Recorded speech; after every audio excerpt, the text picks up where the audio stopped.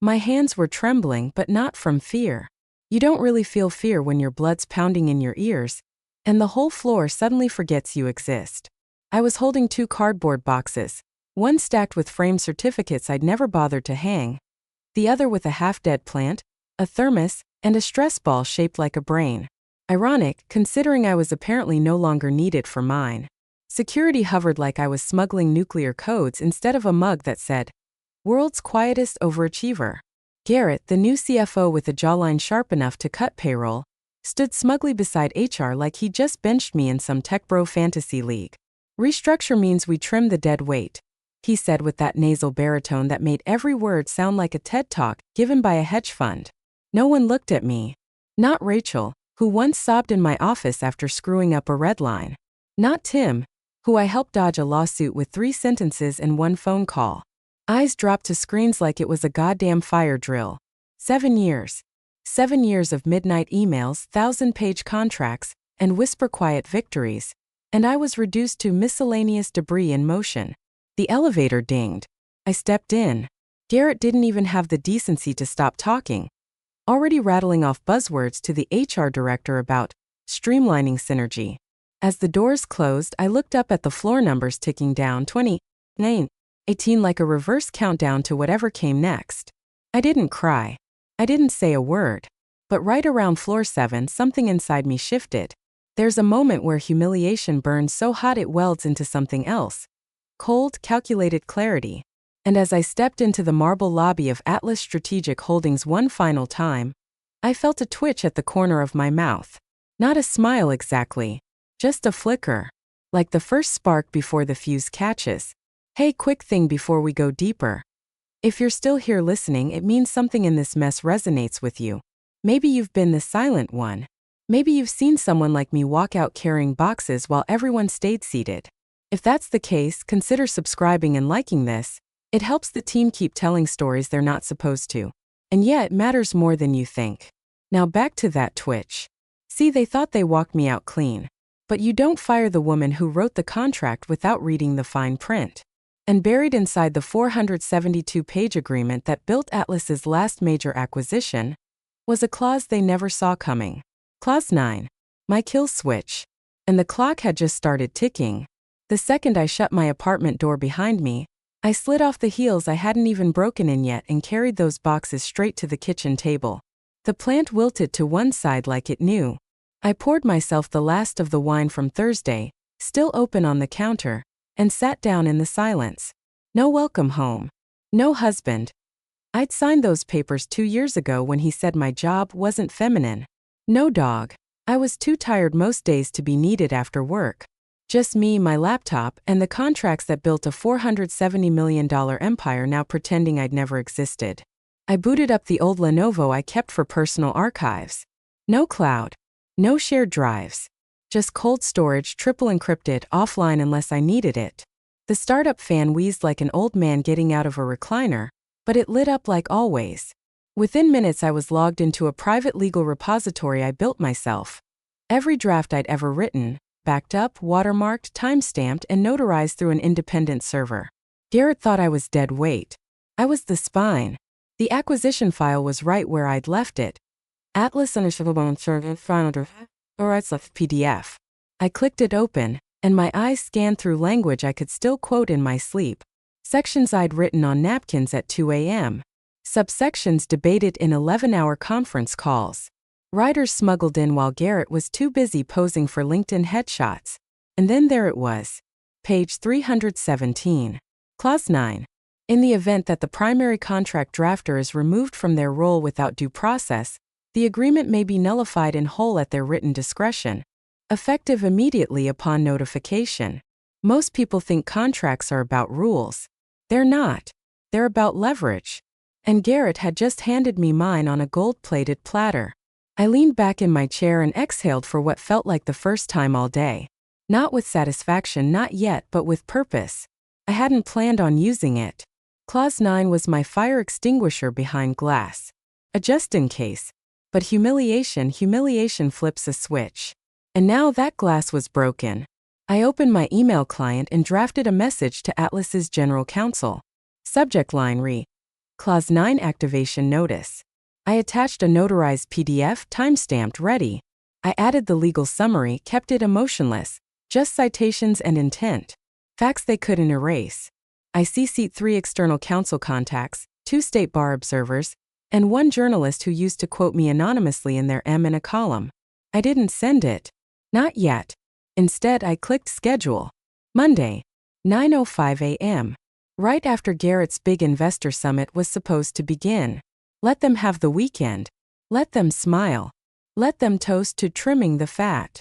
Because once that email hits, their valuation drops faster than Garrett's buzzwords can spin. I closed the laptop and stared into the dark screen for a long time. Then I stood, picked up the stress ball from the box and squeezed it once. Dead weight doesn't write contracts. Dead weight doesn't outdraft the entire legal department. Dead weight doesn't leave traps. But I did. Garrett didn't waste time. Barely 48 hours after I was walked out like a disgraced temp who'd stolen printer toner, he scheduled an all-hands meeting. Mandatory attendance. Internal calendar invite titled, The New Vision. A title only a man with no depth of thought or legal foresight could love. I logged in through a burner Zoom account, freshly created, name set to J. Harlow, camera and mic off, sitting in the corner of the call like a ghost no one realized had teeth. The screen filled with familiar faces. Most wore the expression of people too smart to believe the hype, too scared to question it. Garrett appeared dead center, flanked by his usual entourage of newly minted VP types, who thought wearing Patagonia vests gave them gravitas. He smiled that greasy, PR-polished smile that probably took a branding consultant $30,000 to design. Team Atlas, he began. Like he was coaching a little league team instead of piloting a corporate jet toward a mountain range. We're entering a bold new chapter. It's time to rethink who we are. And more importantly, how we grow. He paced while he spoke, the kind of guy who thinks movement equals strategy. I sipped my tea and watched. Earl Grey. No sugar. Just heat. Garrett talked about efficiencies and lean thinking, which is code for firing people who've been there long enough to know how things actually work. He framed my exit like I was some kind of redundant footnote. Legacy process clutter, he called it. Like I was a damn Excel formula nobody remembered using. The one still at Atlas nodded politely. Some probably even believed it. The rest? Well, when you're watching the axe swing, you stay quiet and hope you're next, not next. And then he said it. The line that made my knuckles curl around the teacup. With the Kilbourne acquisition stabilized, we're entering the earn-out phase, which means we can finally leverage those projected assets for accelerated funding. I nearly choked on the steam. Earn-out clause. It only activates if the original agreement remains legally intact, unaltered, uncontested, and in effect. Clause 9. It decapitates the entire contract like a guillotine, which means Garrett just pitched a castle made of wet tissue paper to investors sharpening their knives. He had no idea. No clue that the assets he was leaning into were already legally decomposing. No sense that the value he just promised in front of 200 staffers and soon a dozen venture vultures was a phantom limb. And the moment that email fires at 9:05 on Monday, the leg it's attached to disappears. I took another sip, calmly, as Garrett started showing a flashy slide deck with hockey stick graphs and phrases like Phase 2 growth horizon. If he were any dumber, I'd feel bad. But he wasn't dumb. He was arrogant. And arrogance isn't an IQ issue. It's a soul defect. I muted the audio and leaned back in my chair. He thinks he's the architect now. Thinks he's guiding the ship. But I built the map. And I buried the mines. The silence that hit after Garrett's call wasn't peace. It was strategy in motion. While Atlas scrambled all weekend to polish their big investor summit, I was already 4 steps ahead. The way you are when you know what's underneath the floorboards and everyone else is dancing on them like idiots. I could almost hear the desperation through Slack screenshots forwarded by a sympathetic ex-colleague. Garrett's name tagged in message chains with subject lines like, urgent deck review, and ETA on new valuation figures? They worked late. I know because the timestamps kept rolling in past midnight.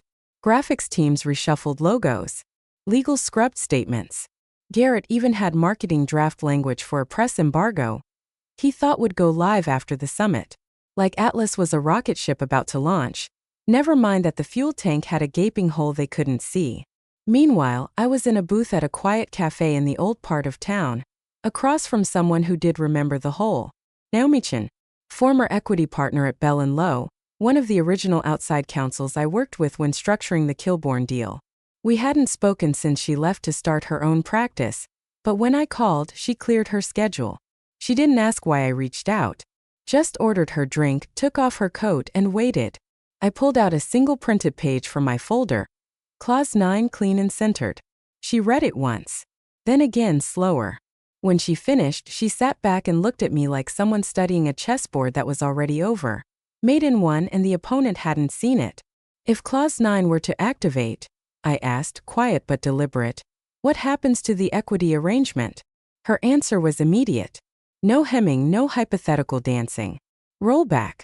Full and immediate. The acquisition's equity positioning would revert to pre-contract conditions.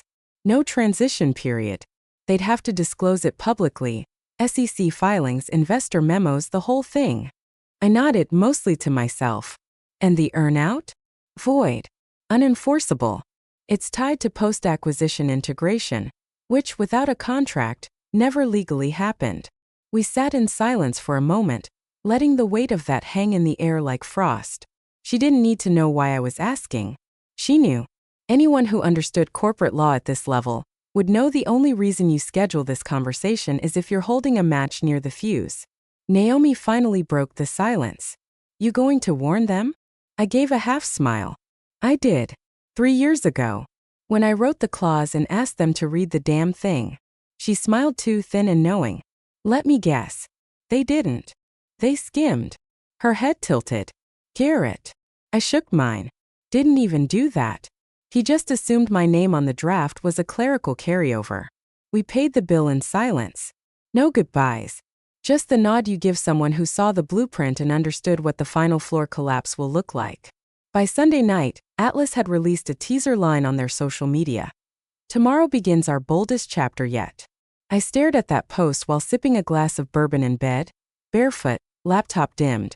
At 9:30 a.m. Monday, Garrett was planning to unveil his masterpiece. At 9:05 mine would detonate.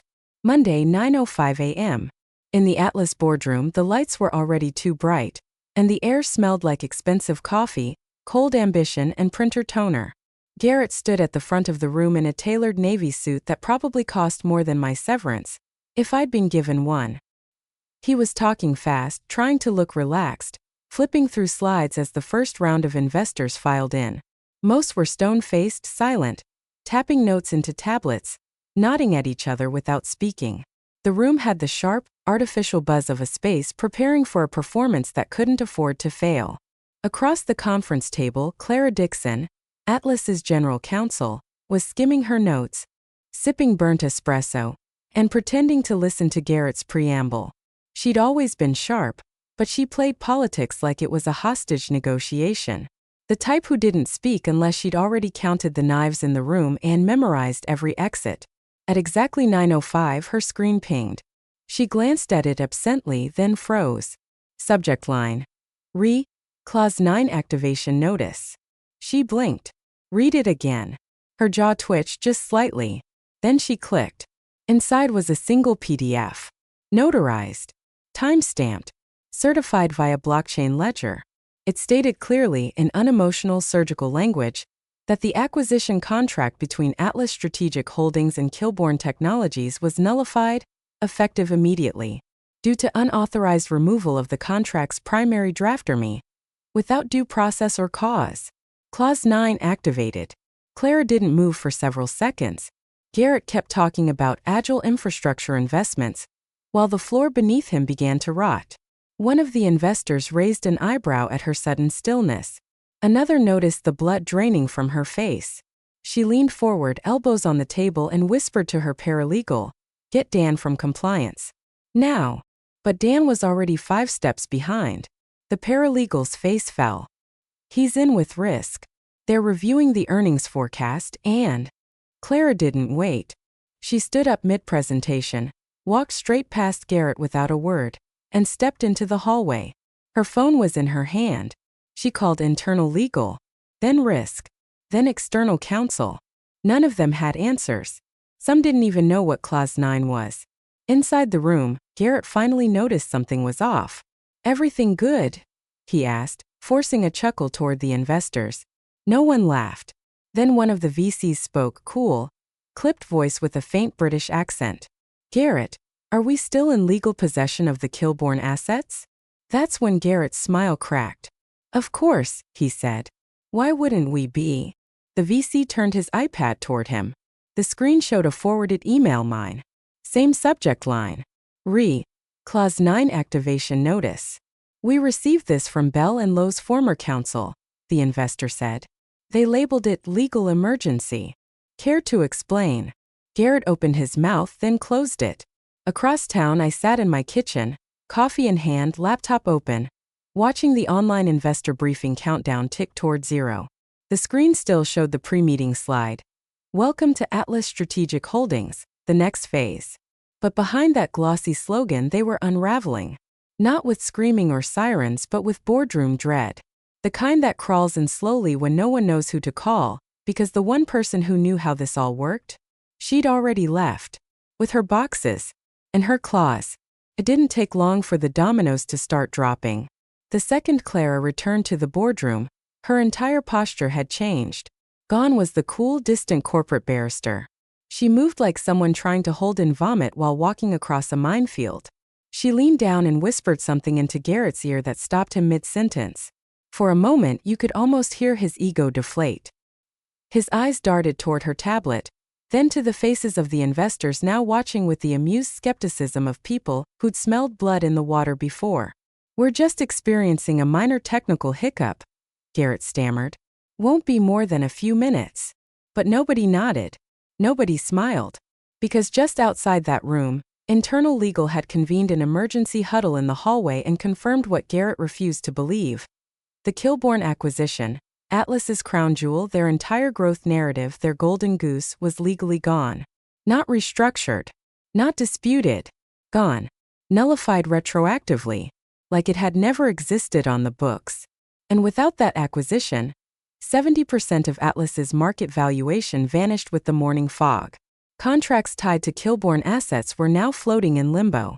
Client accounts, NDAs, licensing agreements, none of them enforceable. Garrett's precious earn-out phase? Dead on arrival. Because without me, there was no legal continuity. No enforcement trigger, no leg to stand on. Clause 9 hadn't just pulled the rug.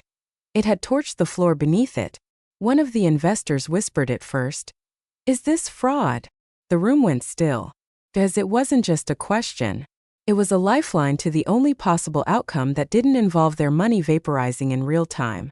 And if Atlas had claimed assets they no longer possessed, misrepresented contractual stability, and paraded projections built on a legally dead deal, well, that wasn't just internal panic. That was SEC-level exposure. Clara tried to triage, motioning for Garrett to stop talking entirely, then stepped out again. Her phone was pressed to her ear so tight it looked like she was willing it to disappear into her skull. Someone from Atlas's client relations team sprinted past the boardroom with a phone to each ear. Another assistant burst in mid-meeting and shoved a paper into Garrett's hands. He looked down and went sheet white. It was a forwarded message from a partner law firm. Same subject line. Clause 9 activation notice. But this one was marked with a bold red header. Legal emergency. Immediate hold on all post-acquisition transactions. Clients had started freezing payments. One of the healthcare licensing groups Atlas had absorbed via Kilbourne sent a certified cease and desist within the hour, demanding clarification on whether their contracts were even valid. HR was scrambling to explain why executive comp packages were suddenly under compliance review. Several department heads had already left the investor summit call, quietly but visibly, as if jumping off a slowly sinking ship before the cameras caught them. And Garrett? Garrett sat in the boardroom, shoulders hunched, blinking at the technical difficulties placeholder on the screen like it was going to blink back with an answer. He couldn't explain Clause 9. He couldn't pivot, reframe, or gaslight his way out of this. Because he hadn't read it. Because he thought my silence meant surrender. Across town, I refreshed the investor portal out of curiosity. The briefing had been postponed, due to unforeseen circumstances. A polite way of saying, We're hemorrhaging credibility and no one knows where the band-aids are. I closed the tab and turned to my notes. Another firm had already emailed, asking if I was open to consultation. But I wasn't rushing. Let them sweat. Let them realize just how deep the cut goes when you underestimate the woman who built your foundation and buried your failsafe in the same document. At 10:47 a.m., my phone buzzed with a name I hadn't seen in over a year. Lexitran. Bright, hungry, sharp as a scalpel. Lexi was one of the few people I'd ever truly mentored at Atlas. She used to sit in my office until midnight during the Kilbourne deal, parsing through language line by line, eyes glazed but determined. I taught her how to write contracts that bled leverage. She taught me that Gen Z wasn't entirely lost. And now, all grown up and buried somewhere in the ruins of Atlas's M&A department, she'd sent me a single text. "What the hell did you do?" I didn't answer. Because honestly, that text wasn't a question. It was all dressed up as panic. Lexi had always suspected I was sharper than I let on. Now she knew. And I had other things to do. I opened my laptop and joined a Zoom call on my personal line. No login, no Atlas VPN, no digital fingerprint that could link it back to their sinking ship. The call loaded into a mosaic of calm, moneyed faces. 5 executives from a consortium of former Kilbourne clients. Clients Garrett had blacklisted months ago when they refused to sign Atlas's new aggressive rate structure. Clients I had originally brought to the table before being told by Garrett they weren't scalable enough to be worth the time. Now here they were, eyes flicking toward me like someone who just reappeared after being declared legally dead. One of them, a logistics CEO named Andrea Mendoza, cut through the silence. "Is it true?" I kept my voice even. "If you're asking whether Clause 9 was activated, yes. As of 9:05 this morning." Someone else exhaled long and low. Another just muttered, "Damn." They weren't upset. They were relieved. Because the man who'd forced them out of their own contracts had just had the floor ripped out from under him, and the architect now sat in front of them, untouched, unsued, and entirely free. Andrea leaned in. "We'd like you to help us fix the mess. Not for Atlas. For us." I didn't smile. But I didn't say no either. They laid out their proposal quickly. Start with untangling the limbo Kilbourne left behind. Identify what could be salvaged. Create new terms, clean ones that could reestablish trust and continuity without running through Atlas's bloated carcass of a leadership team. They didn't want a lifeline to Atlas. They wanted an exit route, with me as their guide. Felt surreal. Not vindicating. Not even satisfying. Just right. Like gravity quietly restoring itself after weeks of spinning sideways. Before we ended the call, someone else spoke. It was an older man in a crisp shirt, glasses low on his nose. I recognized him. He used to sit on the Atlas board.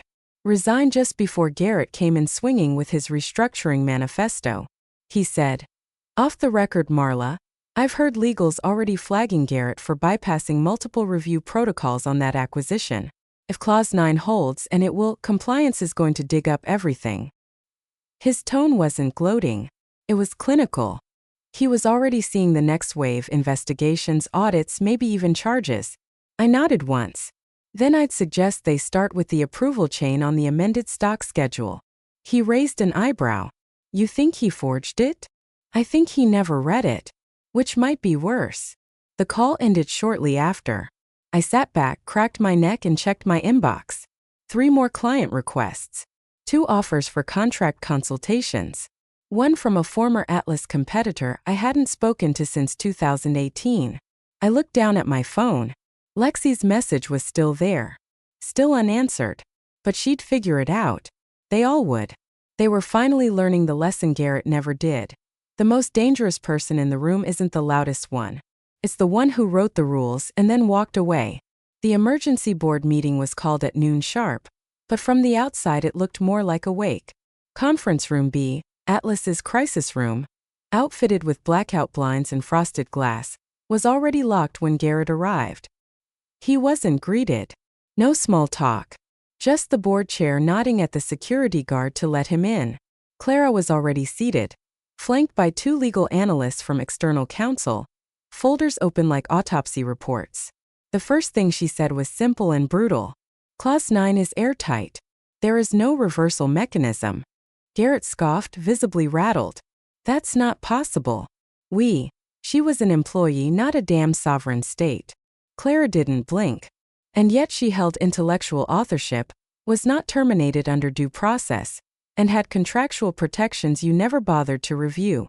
Silence. The kind that thickens the air. One of the quieter board members finally asked, "What's the exposure if we fight it?" Clara looked down at the table before responding. Public litigation would force us to disclose the original clause, our failure to acknowledge it, and the subsequent misrepresentation of Kilbourne's value. At best, we lose our largest clients. At worst, we open the door to regulatory scrutiny, shareholder lawsuits, and criminal liability under Sarbanes-Oxley. Garrett leaned forward, voice louder, now angrier. We can threaten her. She's acting in bad faith, torpedoing the company she helped build. Let's make this painful for her. She'll fold. That was the last time Garrett spoke in the room, because as soon as the words left his mouth, the board chair raised a single hand. "I think we've heard enough," she said, cold and measured. "We'll take a vote. No discussion. No debate. Just a silent raising of hands." 6 out of 8 board members voted to remove Garrett as acting CFO, effective immediately. The chair didn't even look at him as she spoke. "Security will escort you. We'll communicate further via counsel."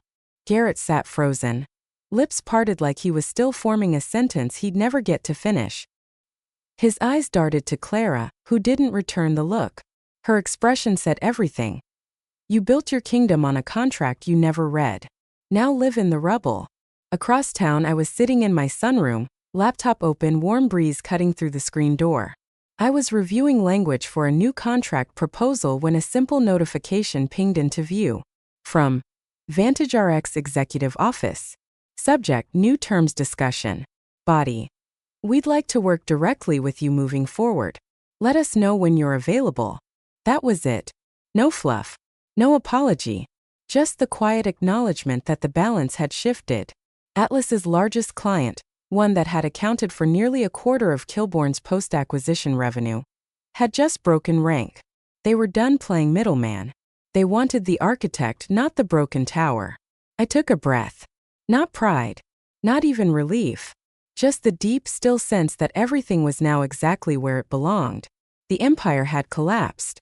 The noise had faded. And the board had learned, too late, that the woman they dismissed without ceremony had been holding the whole structure together, not out of loyalty, but because she believed in doing the job right.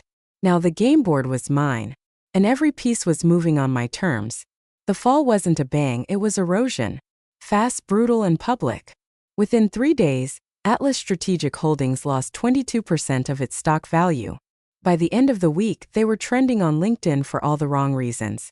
A Wall Street Journal piece hit Wednesday afternoon. Contract catastrophe. Inside the clause that nuked a $470 million deal. By Thursday, the words fatal oversight and foundational fraud were being passed around analyst calls like condiments at a bad barbecue. Garrett's LinkedIn vanished overnight. No farewell post. No soft focus photo with inspirational nonsense about new chapters. Just gone. Scrubbed. Like a man trying to erase a fingerprint from a grenade, he forgot he'd pulled the pin on. The board, now spinning without its crown prince of synergy, found itself in back-to-back meetings with compliance officers, lawyers, and finally, a federal regulatory body that requested a voluntary disclosure of contract misstatements related to acquisition activity. Translation: We're giving you a chance to confess before subpoenas make it messy. Meanwhile, I got up each morning and watered my half-dead plant, now thriving in the corner of my sunroom. Its leaves green again. Just needed light and someone to stop ignoring it. Go figure.